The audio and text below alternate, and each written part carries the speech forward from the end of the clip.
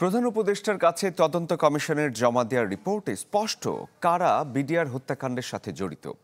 Report প্রমাণ করে এই হত্যাকাণ্ডের সাথে আওয়ামী লীগ, শেখ হাসিনা এবং ভারত জড়িত।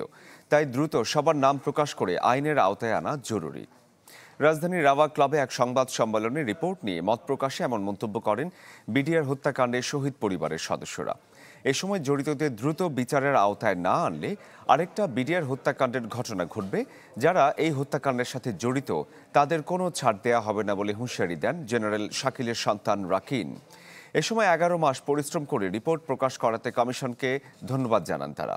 তবে রিপোর্ট প্রকাশে কিছু কিছু নাম প্রকাশ না করাতে ক্ষোভও জানান তারা। জড়িতদের দ্রুত গ্রেপ্তারের দাবি শহীদ পরিবারের সদস্যদের। যতদিন যাবে যদি কিনা রিপোর্টটা পাবলিক না হয়, আমরা আশঙ্কা করি যে যেই সমস্ত মানুষের নাম এসছে তারা ধরাছোঁয়ার বাইরে চলে যাবে। এই বিচার প্রথম আমাদের দেশের মীর জাফর দিয়ে শুরু করতে হবে। যে সেনাবাহিনীর কর্মকর্তারা আমাদের বাবাদের সাথে 57 জন অফিসারদের সাথে বেইমানি করেছে, তাদের বিচার এর আওতায় নিয়ে আসতেই হবে। সরকারের কাছে আমাদের আবেদন যে এই রিপোর্টটি দ্রুত সময়ে প্রকাশ করে এই দেশের মানুষের কাছে জানাক যে কারা আসলে এই ঘটনার সাথে কিভাবে কতটুকু সম্পৃক্ত ছিল। বিজলি কেবলস এর স্কিন কোটেড ইনসুলেশন আগুন প্রতিরোধী। বিজলি কেবলস, নিরাপদ আজীবন।